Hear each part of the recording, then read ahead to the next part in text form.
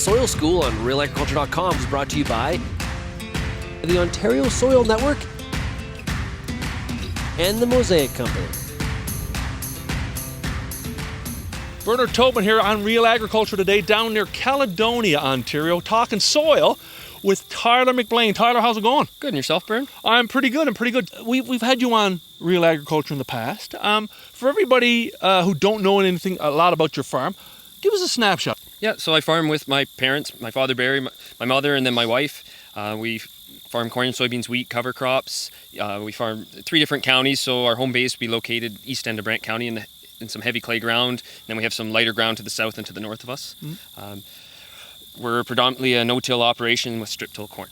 Right. We were talking off screen a little bit earlier about your philosophy, and it really is, soil health is so important, but you think more regenerative. Yeah, when they say sustainable ag, it means keeping things the same. And I guess when my firstborn was born, I kind of got thinking what I want to do for the next generation. And for me, it's regenerative. I want to improve it. I want to hand it off in better hands to the next generation than I had it handed to me. Yeah.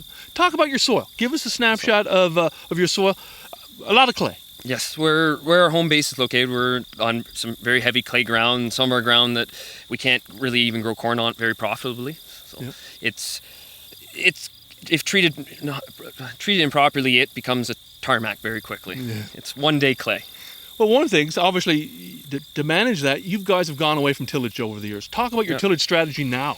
So we started no-tilling, I guess, prior to my time in late 80s. My grandfather started playing with no-till. We started with a no-till John Deere drill in the early 90s, no-tilling soybeans and wheat. Trying to get away from deep tillage. We haven't had a plow on our farm since before I was born. We are now transitioning. We've gotten rid of all our heavy tillage tools on our own personal acres. We do have some for some custom stuff, but now all our corn has gone to a strip till program, so we're trying to basically leave any soil in between those strips unworked permanently, and we're running our corn strips on the same spot year in, year out. We do have the ground we're not growing corn. Some of that hasn't been worked, and we're going on some of it 8 years now, and it's interesting starting to see the change in the soil and how it's transforming back to its not natural state, but hopefully someday we'll be back to closer to that. Interesting. You're saying, hey, you were doing some tile work here earlier in the year, and doing some digging on the tile, and you were seeing some incredible stuff as worms as deep as 6 feet. Yes, that was a surprise when we were down making a connection, seeing worms down that deep and in some pretty hard ground. But to me, that means there's something's improving on that farm. Yeah. Well, I want to talk about one thing, rotation. You mentioned obviously cover crops, wheat, soybeans, some corn, but there's a cover crop in all those rotations. Yes, yeah. So we have some of our ground without corn. It's a 2-year soybean, 1-year wheat rotation.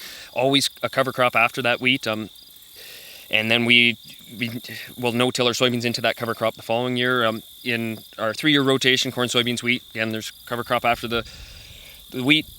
So every rotation has a cover crop in it somewhere, and hopefully we're trying to bring it more and more into that rotation of 2-year soybeans. Hopefully after the first year we're trying to get a cover crop in there too. It's just wet falls kind of ruined that plan the last few years. That's the way it goes.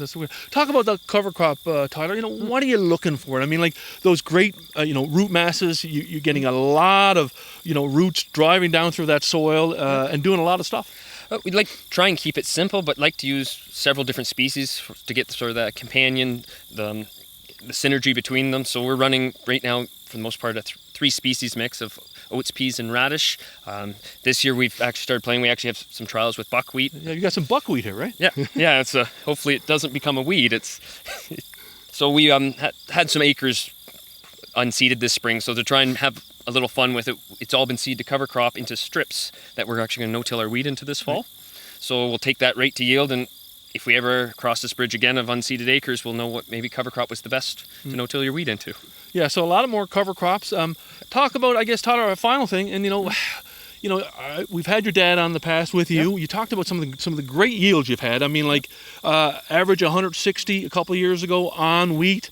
The yield monitor hit 240 at one point. A lot of that is soil health. Yep. Where can you take soil health on your farm in the decades ahead? Well, we're just going to keep trying to improve, keep experimenting, trying to find new things to help improve it. my goal is to try and have something covering at all times, and whether it be just our corn stalks untouched as a non-living poor man's cover crop to what you see out here. We're just keep trying to improve, and hopefully someday this heavy clay maybe be like if we go dig in the bush or in the fence lines. It's a lot nicer stuff there, and hopefully we can kind of bring it back to something like that. Awesome. Hey, thanks for taking the time today. Appreciate you giving us a tour, and let's see what happens with that buckwheat. Yeah, we'll see. We'll let you know.